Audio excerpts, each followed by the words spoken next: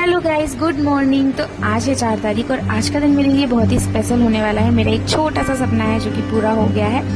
तो आज मैं उठ गई थी 4:30 बजे। वैसे मैं रोज 5:30 उठती हूँ। आज 1 घंटे पहले उठना पड़ा क्योंकि जैसे कि मैंने आपको बताया कि आज स्पेशल है और हमने रखी है एक पूजा।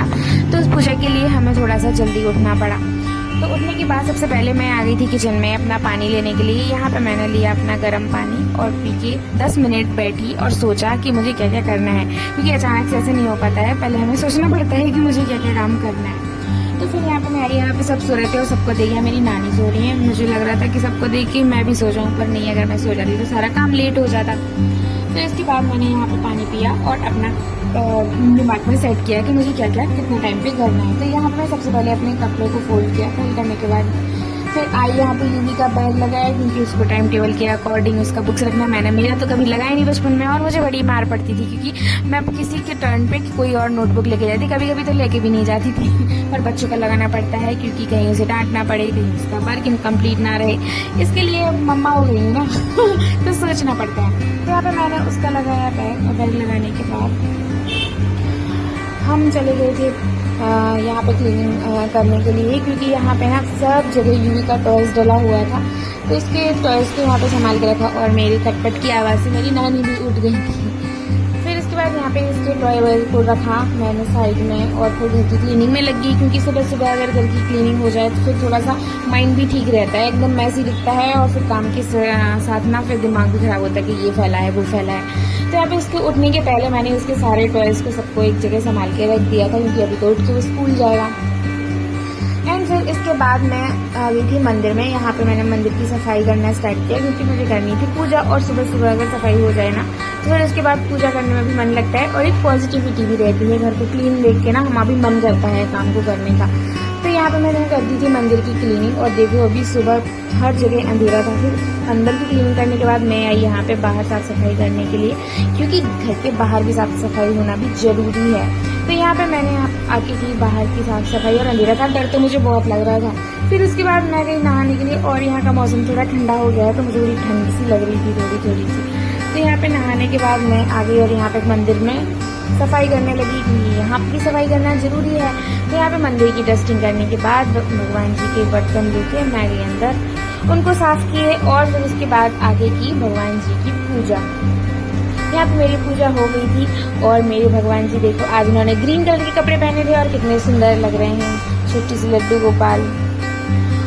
और मैं ना रोज़ हवन करती हूँ, वैसे हमें रोज़ करना चाहिए। एक कपूर से हम कर सकते हैं, उससे ना घर में एक पॉजिटिव सा माहौल होता है सुबह सुबह को।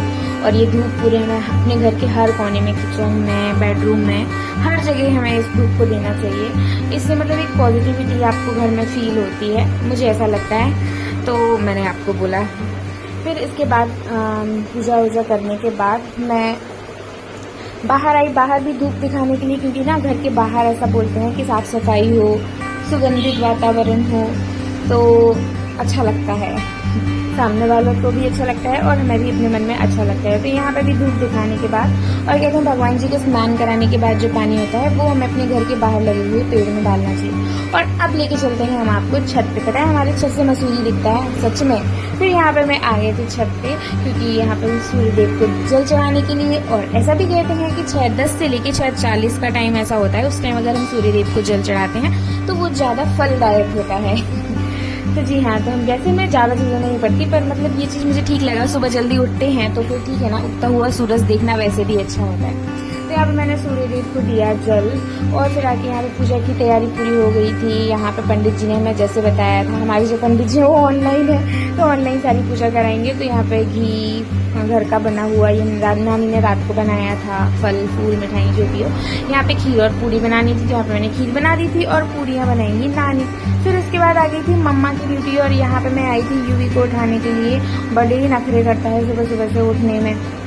तो बज गए थे 8, तो अब होती है इसकी ड्यूटी शुरू। तो इसको उठाया, फिर उसके बाद इसको पानी पिलाया, फिर उसके बाद एक बिस्तर को समेटा, बिस्तर को साफ़ किया। बिस्तर साफ़ करने के बाद फिर आ गई थी मैं यूवी को ब्रश कराने के लिए। वो भी बड़ा झंझट है उसका, एक बारी में कोई बात सुनता नहीं है। उसको सुबह सुबह बड़ा ही आलस आता है, यहाँ से उठेगा फिर हॉल में सोएगा, फिर तो ज़मीन में भी सो जाएगा, ऐसा करता है ये। फिर यहाँ पे कराया इसको पेस्ट, वो भी एक बहुत ही बड़ा टास्क होता है, मुँह नहीं खोलता है सुबह सुबह से। सारे बच्चों का यही होता है, मम्मियों का सुबह सुबह से यही रूटीन होता होगा सारी मम्मियों का। और फिर इसको यहाँ पे रेडी करने लगे थे हम। इसको ब्रश व्रश कराने के बाद फिर आ गई थी मैं किचन में देखने के लिए कि नानी ने यहाँ पे पूड़ियाँ बना ली थी और यहाँ पे पूजा की भी तैयारी पूरी हो गई थी ऑलमोस्ट। फिर यहाँ पे इसको पिलाया मैंने दूध, और दूध पीने में ये बड़े ही नखरे करता है, सारे बच्चे करते होंगे बट ये तो बहुत ही ज़्यादा करता है पीने में खाने में। और फिर यहाँ पे यूवी का ड्रेस रेडी था और मेरा भी, पर मुझे वो आया नहीं क्योंकि मैं आजकल मोटी हो रही हूँ। फिर मैंने ये ढीला सा कुर्ता पहन लिया, थोड़ा कंफर्टेबल था इसलिए भी मैंने फिर इसको पहन लिया। और यहाँ पे मैंने किया मेरी मन सा मेकअप, क्योंकि कल से मुझे थोड़ा तबीयत ठीक नहीं लग रही थी, तो मेरा मन ही नहीं हो रहा था और फिर काम करके मैं इतना थक गई थी कि मेरा मन नहीं था कि मैं मेकअप कुछ भी करूँ। तो उसके बाद तैयार होने के बाद चलिए मैं आपको लेके चलती हूँ, जो मेरा छोटा सा सपना था वो पूरा हो गया है। यहाँ पे आके हम देहरादून में सेटल भी हो गए हैं और मैंने अपना छोटा सा सैलून भी खोला है। इसके बारे में मैंने किसी को बताया नहीं था क्योंकि इसको मैंने थोड़ा सीक्रेट रखा था, मेरे कुछ 1-2 क्लोज फ्रेंड और फैमिली को ही पता था। मैंने ये ट्रेनिंग की थी 2022 में, 3 मंथ का मैंने किया था, 6 मंथ का था मेरा, 3 मंथ में कंप्लीट हो गया था। फिर इसके बाद मेरे हस्बैंड लता पोस्टेड हो गए थे, वहाँ पे मुझे अपॉर्चुनिटी मिल गई क्योंकि वहाँ पे मेरी एक बहुत अच्छी फ्रेंड थी जो हमारे कैंप में रहती थी, उनका ही सैलून था। तो वहाँ पे जाके मुझे नॉलेज मिला बहुत सारा, जैसे eyelashes extension, micro bleeding, nails, इस सब का। तो इसका, और वैसे भी मुझे मेकअप का हमेशा से बहुत ही ज़्यादा शौक था, तो मेरा इसमें इंटरेस्ट था, तो मैंने जल्दी कैच आउट कर ली इन सब चीज़ों को। एंड फिर वहाँ पे ट्रेनिंग करने के बाद मैंने अब सोचा कि क्यों ना अपना खोला जाए। वैसे मेरा मन था कि मैं अपने होम टाउन में खोलूँ, पर ये था कि फिर अगर वहाँ खोलती थी यहाँ पे दिलीप अकेले होते, तो मैंने यहाँ देहरादून में अपना छोटा सा क्यूट सा सैलून खोल लिया है। तो कैसा लगा आपको, आप देख के जरूर बताइए। और ये मेरी मतलब मैंने जस्ट ऐसा बोला दिलीप को कि हम ऐसा करें क्या, और भगवान की कृपा से वो पूरा भी हो गया है। अब भगवान जी की कृपा बनी रहे। यहाँ पे हमने हवन की तैयारी कर रखी थी और यहाँ पूजा की भी तैयारी हो गई थी। यहाँ पे अभी हम इतने नोन तो है नहीं, तो यहाँ पे ज़्यादा कोई नहीं था। मम्मी पापा मेरे इन लॉज आ नहीं पाए थे किसी वजह से, तो यहाँ पे मेरी नानी आ गई थी, तो नानी और हम सब ने की पूजा। एंड अभी मेरे जो नेबर्स हैं उन सबको मैंने बुलाया था, पर सुबह 6 बजे कौन आता, तो फिर इसलिए सबको शाम को बुलाया था। तो यहाँ पे हम तीनों ने मिलके की पूजा और पंडित जी हमारे ऑनलाइन पूजा करा रहे थे।